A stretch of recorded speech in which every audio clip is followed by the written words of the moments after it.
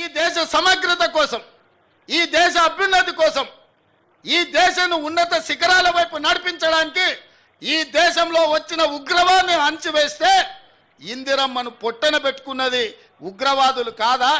ఈ దేశం కోసం ఆఖరి శ్వాస వరకు, చివరి రక్తపు బొట్టు వరకు త్యాగం చేసింది ఇందిరమ్మ కాదా అని నేను ఈ సన్నాసులను నేను అడగదలుచుకున్నా.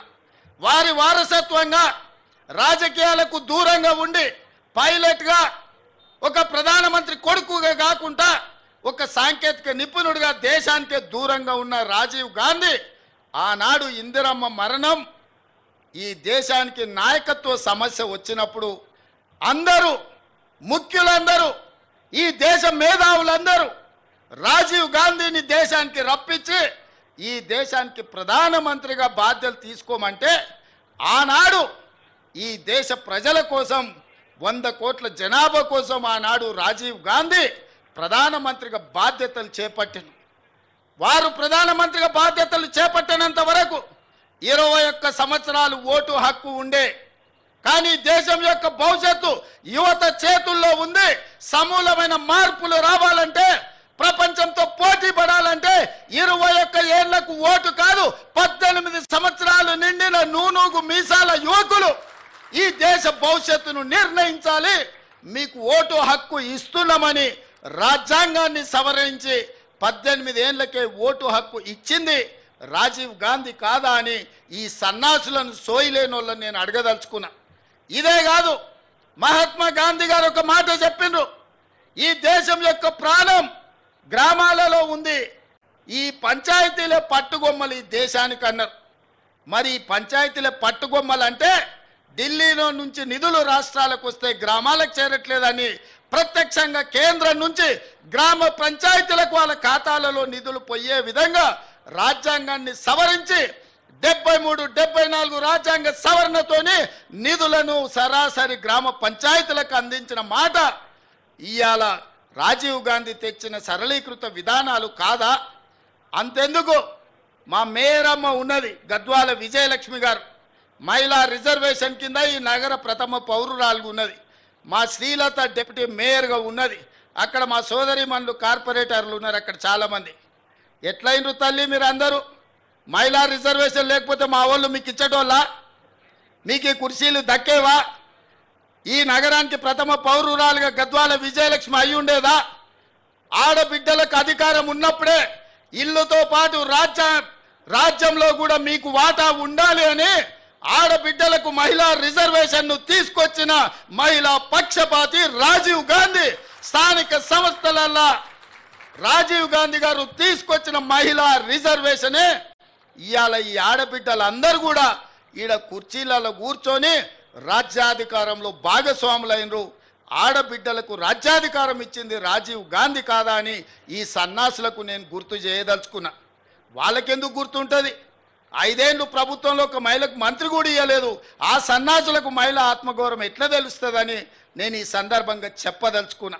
అలాంటి రాజీవ్ గాంధీ ఈ దేశంలో సాంకేతిక విప్లవం వచ్చినప్పుడే, ఈ దేశానికి కంప్యూటర్ను పరిచయం చేసినప్పుడే ఈ దేశం బాగుపడుతుందని, ఈ దేశాన్ని 21వ శతాబ్దంలోకి నడిపించాలి అంటే కంప్యూటర్ యుగం రావాలి అని ఇవాళ మనం వాడుతున్న సెల్ ఫోన్లు కానీ కంప్యూటర్లు కానీ ఈ దేశానికి పరిచయం చేసింది రాజీవ్ గాంధీ గారు కాదా అని నేను అడుగుతున్నా.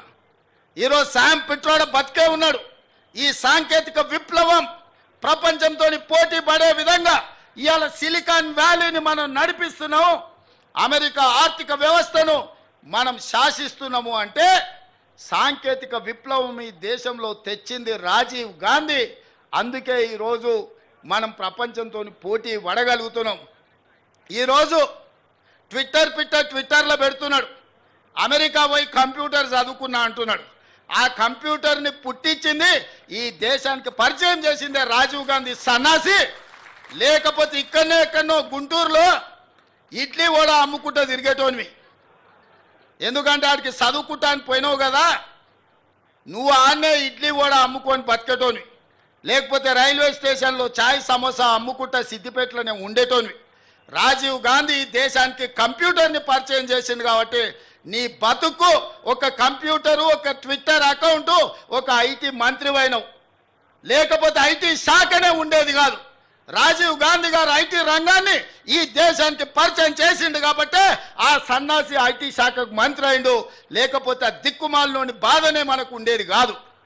కాబట్టి ఇవాళ ఈ పరిస్థితుల్లో అలాంటి రాజీవ్ గాంధీ దేశ సమగ్రతను కాపాడడానికి ప్రాణ త్యాగం చేసి ఈ దేశాన్ని కాపాడిండు.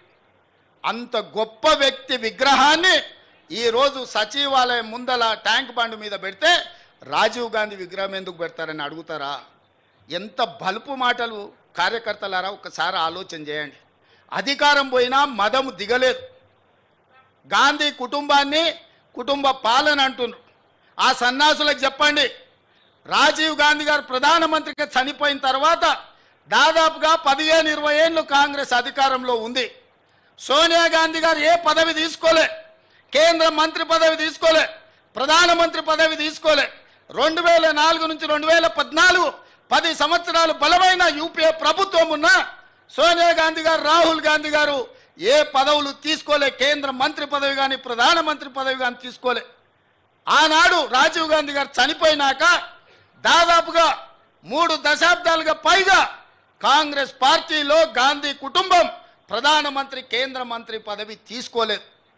పదవి త్యాగం అంటే వాళ్ళని చూడాలి, ప్రాణ త్యాగం అంటే వాళ్ళని చూడాలి, స్వతంత్ర పోరాటం అంటే ఆ కుటుంబాన్ని చూడాలి.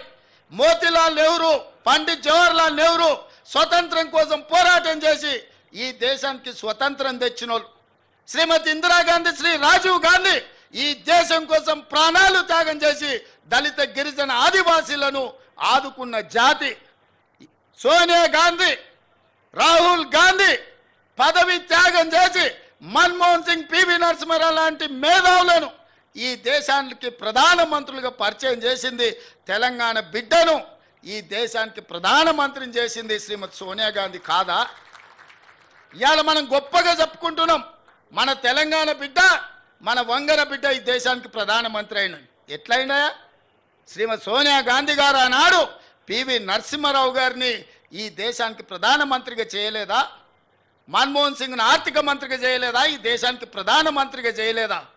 పదవీ త్యాగం అంటే సోనియా గాంధీ గారిది, రాహుల్ గాంధీ గారిది. మరి ఈ సన్నాసులదేందయ్యా? అయ్యి ఉండంగానే అయ్యో ముఖ్యమంత్రి, కొడుకు ఐటీ మంత్రి, అల్లుడు సాగునీటి పారుదల శాఖ మంత్రి, బిడ్డ ఎంపీ, సడ్డకుని కొడుకు రాజ్యసభ.